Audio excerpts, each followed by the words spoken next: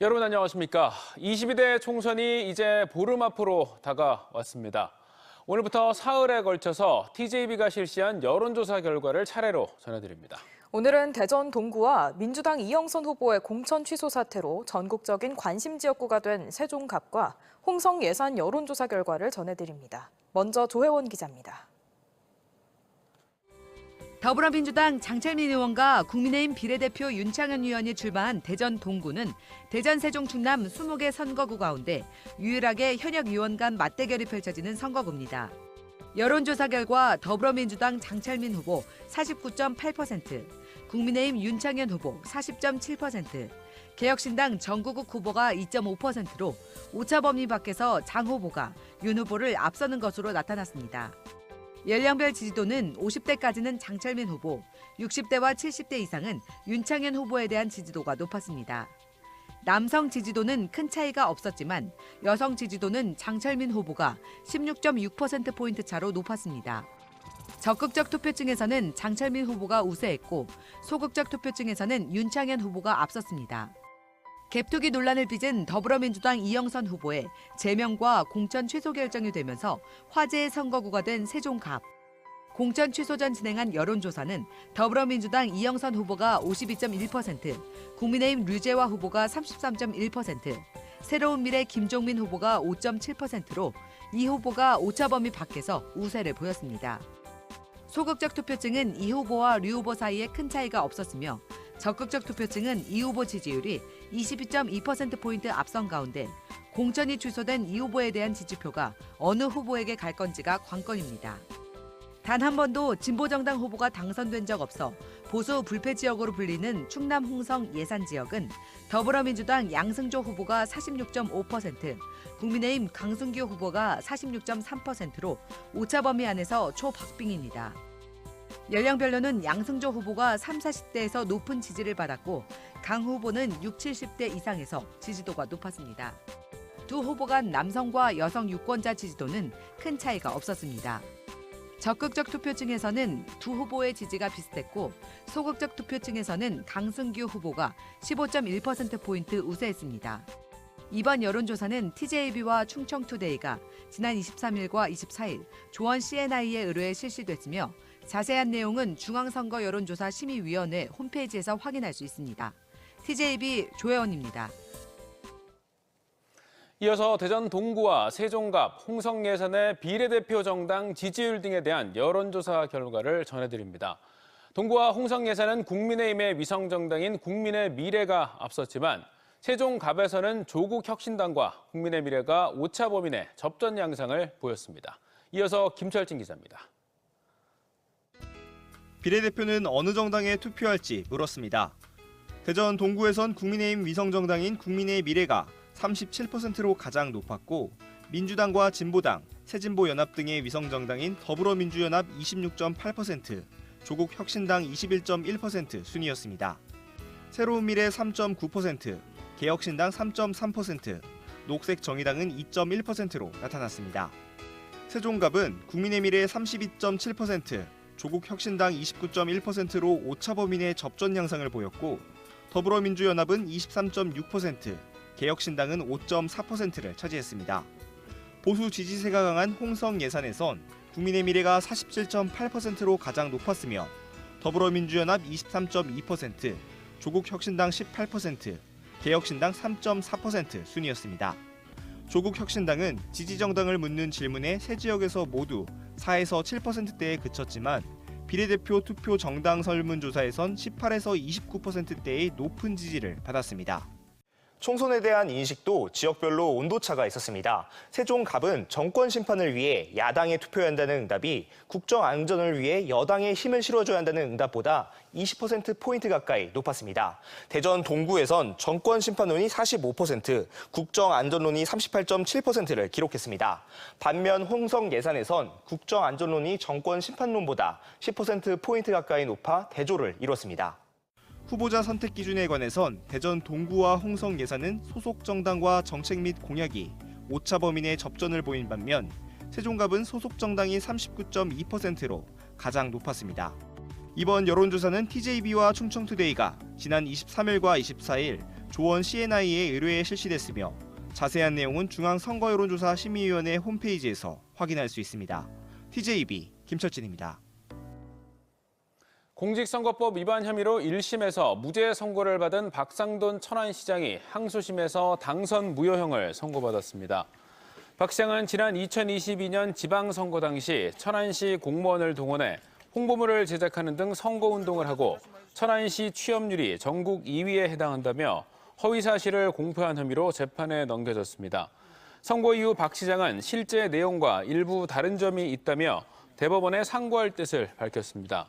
공직선거법상 벌금 100만 원 이상의 형이 확정되면 박 시장은 시장직을 상실하게 됩니다. 세종시 선관위가 더불어민주당이 제명, 공천 취소 결정을 내린 세종갑 이영선 후보의 등록을 무효로 처리한다고 밝혔습니다. 정당 추천 후보자가 당적을 변경, 이탈하면 후보 등록을 무효로 할 수 있다는 공직선거법 52조에 따른 조치입니다.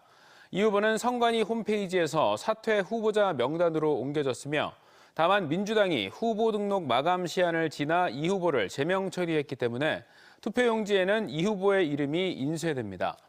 한편 이영선 후보의 공천 취소로 민주당 표심 흡수가 최대 변수로 떠오른 가운데 새로운미래 김종민 후보는 민주당 탈당과 관련해 당원과 지지자들에게 상처가 됐다면 죄송하다고 사과했습니다. 총선과 함께 치러지는 대전 중구청장 재선거가 비호감 선거로 얼룩지고 있습니다. 무공천 방침을 밝혔던 국민의힘이 무소속 이동환 후보에 대한 지지를 공식화해 논란이 된 가운데 민주당은 전략공천에 반발한 기존 예비 후보들의 탈당이 잇따르면서 아수라장이 됐습니다. 김세범 기자입니다. 김광신 전 중구청장이 공직선거법 위반 혐의로 직을 잃어 대전 중구는 1년 10개월 만에 부청장 선거가 다시 치러집니다. 국민의힘은 소속 단체장의 귀책 사유라 무공천을 결정하고 일찌감치 손을 뗐습니다. 하지만 이동환 구청장 권한대행이 무소속 출마를 강행하면서 이상 조짐이 감지됩니다. 이 후보는 당선 후 국민의힘 입당을 약속하고 국민의힘 상징색인 붉은색 점퍼를 입은 채 선거운동을 벌여 논란이 불거졌습니다. 이처럼 여당 후보 행세에도 모르쇠로 일관하던 국민의힘은 이번엔 아예 지지 선언을 하며 사실상 공천장을 쥐어줬습니다. 이 때문에 당초 도덕성을 내세운 무공천은 꼼수 논란에 휩싸였고 출마를 접은 당내 인사들과 형평성도 거론됐지만 납득이 안 되는 해명을 내놨습니다. 무공천 때문에 탈당을 하고 나오면 안 받아준다고 하니까 못 나온 경우고 이 사람은 당이 소속돼 있던 사람이 아니고 무소속 나온 사람이기 때문에 받을 수도 있지요. 민주당도 시끌벅적하긴 마찬가지입니다. 여당의 무공천에 비교적 수월한 선거인 만큼 전 대전시의회 의장 등 예비 후보 6명이 등록하며 경선 열기가 고조됐지만 지난 6일 김재선 후보가 전략 공천되면서 아수라장이 됐습니다. 김 후보는 4년 전부터 경기도와 세종시 공직자로 지내는 등 한동안 지역과 인연이 없었기에 반발은 더 거셌습니다. 예비 후보들은 당을 옮겨 출마하고 여당 입당에 불출마를 해도 당을 원색적으로 비난하는 등 여진이 가라앉지 않고 있습니다. 낙하산식 전략공천 과정에 민주당 지도부 의원들도 난감할 뿐입니다. 아쉬움 같은 게 있지만 중앙당의 일종의 김재선 후보를 인재 영입으로 한 그 의미가 있죠. 좀 아쉽긴 하지만. 거대 양당이 당원 당규를 무시한 데 이어 지역 유권자들의 따가운 시선도 외면하면서 대전 중구청장 재선거가 비호감 선거의 대표적 사례로 남을 것으로 우려됩니다. TJB 김세범입니다. 제22대 총선을 보름여 앞두고 홍성 예산의 국민의힘 홍문표 의원이 강승규 후보 지지 선언을 했습니다. 홍 의원은 자유민주주의와 시장경제, 보수의 가치를 지키는 강 후보의 국가관을 신뢰한다며 보수의 성질을 지키자고 입장을 밝혔습니다. 앞서 홍 의원은 당내 경선 과정에서 이른바 대통령식의 살포 의혹을 제기하며 강승규 후보와의 갈등을 빚은 뒤 당내 경선 불출마를 선언한 바 있습니다. 전국 의대 교수들의 사직서 제출이 이어지고 있는 가운데 충남대 의대 교수 78%가 사직에 동의했습니다. 충남대 의대 교수들이 모인 비상대책위원회는 자체 설문조사 결과 응답한 287명 중 223명이 사직에 동의했다며 오는 29일까지 비대위에서 교수들의 사직서를 받고 대학과 병원 측에 넘길 예정이라고 밝혔습니다. 충남대 의대 교수들이 속한 전입교원의 경우 사직서 제출 후 처리까지는 3주가량 걸려 오는 29일에 사직서가 넘어가면 실제 사직은 다음 달 19일이 됩니다.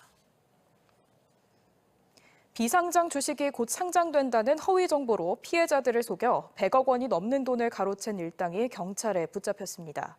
비상장 주식 가격 등 정보가 불투명하다는 점을 악용한 건데요.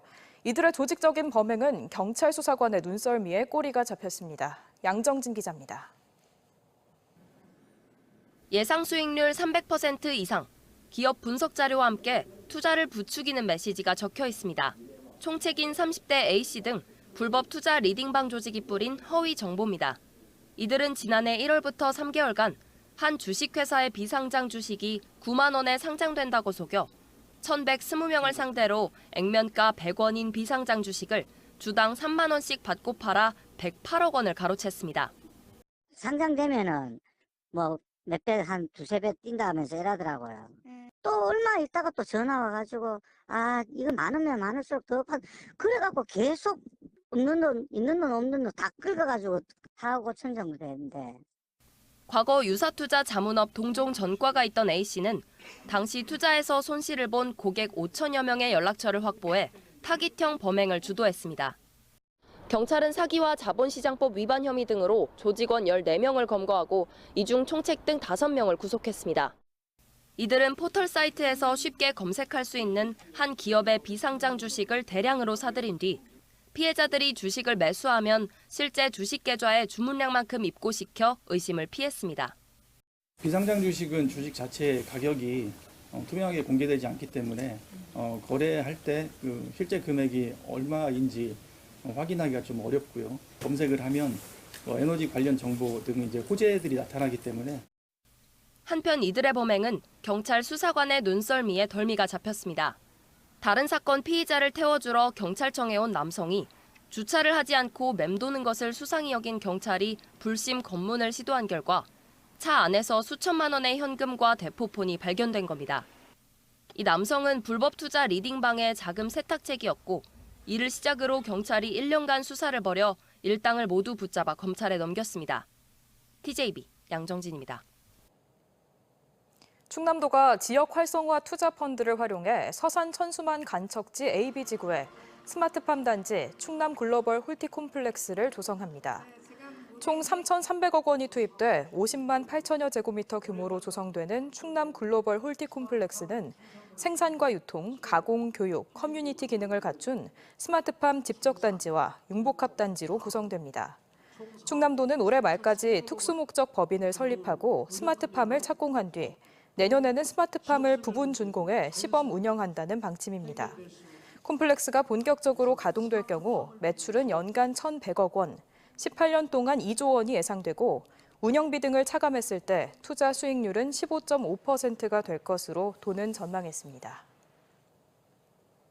대전지법 형사 3단독은 전신마비 환자 행세를 하며 10억 원이 넘는 보험금을 타낸 혐의로 기소된 28살 A씨에게 징역 8개월을, A씨의 아버지와 누나에게 각각 징역 1년과 징역 10개월을 선고했습니다.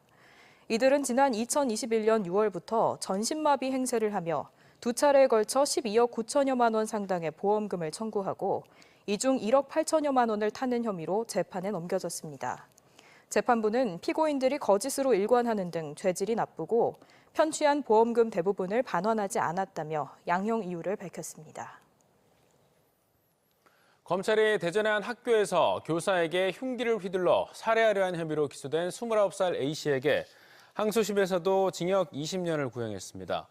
A씨는 지난해 8월 4일 오전 10시쯤 대전 대덕구의 한 고등학교를 찾아가 교사 49살 B씨의 얼굴과 몸에 10여 차례에 걸쳐 흉기를 휘두르고 도주한 혐의로 재판에 넘겨져 1심에서 징역 18년형을 받았습니다.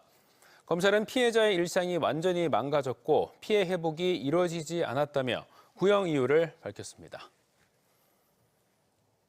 0.65제곱킬로미터 면적에 11가구 23명이 거주하는 외딴섬 태안군 안면읍 외도에 다음 달 1일부터 전기 무료 배편이 운행됩니다. 태안군은 지난해 해양수산부 주관 소해도서 항로 운영 지원 공모에 외도가 선정돼 국비 50%를 지원받아 총 예산 9천만 원을 들여 외도와 방포항을 왕복하는 무료 노선을 개설했습니다.